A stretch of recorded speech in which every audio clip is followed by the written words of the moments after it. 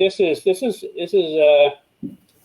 April 1997, and this is our primary Explorer package that we did all the development on. It's supercharged. That was had the Windstar motor in it, which made for a really great car. I mean, it was so much fun to drive. This actually ended up being Carrie's car. She drove it the most. And so that was in, I'm not sure what magazine that was in, but that was April 97. And this was by Steve Turner in Super Ford in February 97. And again, there's my Explorer GT.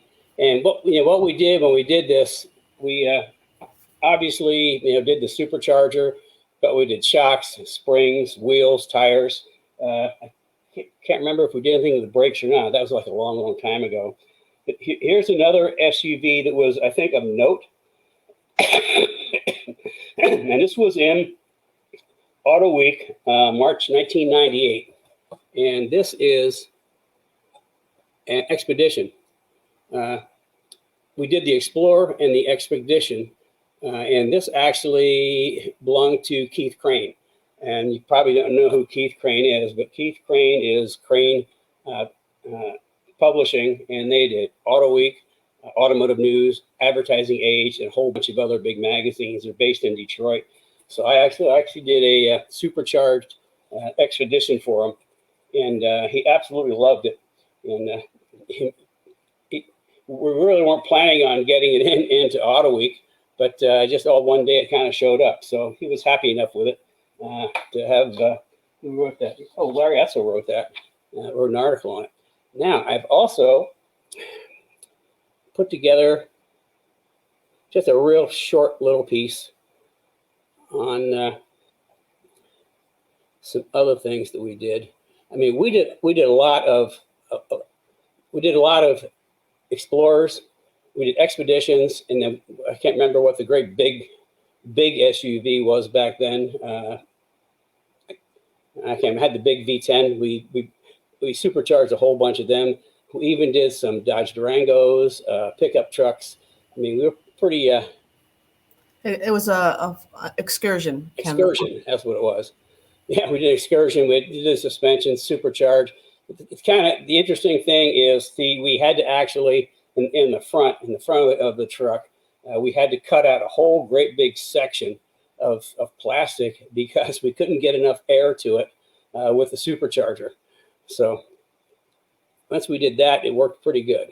Okay, so click, there we go. Okay, so here's, again, this is the Explorer. And like I say, I mean, we did the suspension, wheels, tires. I mean, it was so much fun to drive for an SUV. And then this is a special project that we did for Lynn St. James and Lincoln Mercury. We built this car for one lap of America. And the whole thing is, I can't remember exactly what the promotion was at Lincoln Mercury, but these two guys are both obviously Ford corporate people. And then the rest were Lynn's team. She had 4 young drivers, female drivers. And when we built this, we did a really good suspension on it.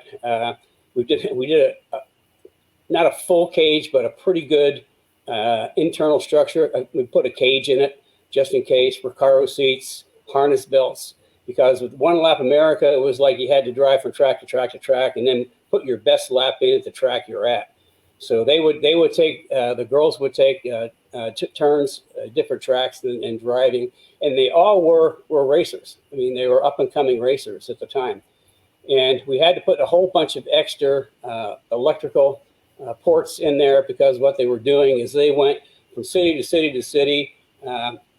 Ford had them, or Lincoln Mercury had them set up with interviews, and so they were doing live interviews while they were driving for radio and TV stations for the entire course of the trip. It was kind of cool. I mean, it started at Watkins Glen and it ended up at Watkins Glen, so that was kind of a fun project. And then after that, I mean, Lynn drove this truck for years. I mean, just turned into her daily driver. I mean, we kind of put the suspension, alignment back to street and put street tires on it. And she just, I mean, she loved it. She just drove and drove it. So that was kind of a fun project. This was also a cool project. This was a SEMA car. I can't remember what year it was, but our mission was to do a supercharged SUV that makes a statement, and we're pretty proud of this. I mean, this was a really cool car. I mean, we developed the body kit with some guys I know up in Detroit. Again, it started in clay, went from clay into prototype plastic, and the grill was different, the cladding was different.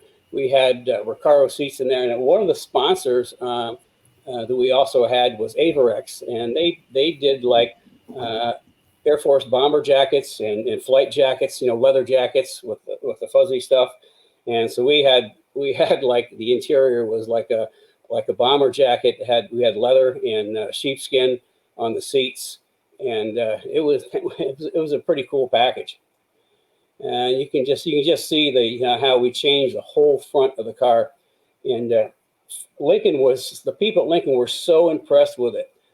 They wanted to know if they wanted us to get together with one of their suppliers in Detroit to see if we could get all the panels built, because they wanted to do like I think a 2,000 production run.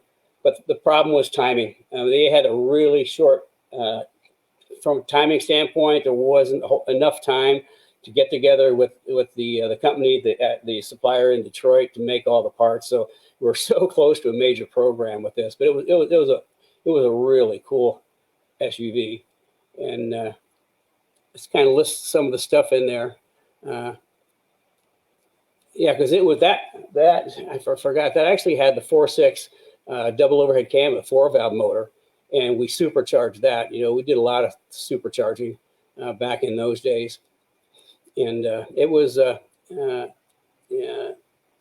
Oh yeah, also I forgot Alpine was also part of the program, and we had the whole inside was really done up with all this Alpine TVs and all that. And with Avirex, they did the bomber jacket interior. And aside from SEMA, it went back out to Las Vegas for the apparel show in the Avirex display. And then also it was at the Detroit Auto Show for Alpine in their display. So, I mean, the truck got around quite a bit. It was really fun to drive. 4-valve, there's nothing better than a 4-valve with a supercharger on it. Let's see. And then this was another project. I really couldn't find many pictures. This is in 99. Actually the guy that helped me with the suspension on the Mustang, back in 86 and 87 was, I think this is 99 maybe. I can't remember exactly. But he was actually in the Windstar division, and they wanted to do a project car for SEMA. And my mission was a minivan cool enough for Dad to drive. Well, we did it. I mean, again, suspension. Nobody really made cool suspension parts, so we took the existing like struts and we put Coney inserts in them. We did bigger brakes. I knew the guys in the Thunderbird group, and they had they always had garages and storage full of this stuff they didn't use anymore. I came up with, they had like a 3.8 V6 in it. So I came up with a 3.8 Eaton supercharger for it. So it was supercharged. And again, we had Recaro seats. It had, at the time, it had 2 different drop-down TV screens, one for the second row, one for the third row. And again, Recaro seats. I mean, it was... the coolest thing was chasing down Corvettes on entrance ramps to the on the interstate and then passing them when you got there. That was a lot of fun to drive. Carrie even liked driving that car. And here's a little bit of the detail. You can see the supercharger package we put on. Had to do a lot of fabrication to make it work. Again, the leather Recaros. I mean, that was a really, really fun. And you can see we put Cobra brakes on it. So those are 20-inch wheels. Back then, 20-inch wheels are, 20-inch wheels anymore are pretty commonplace.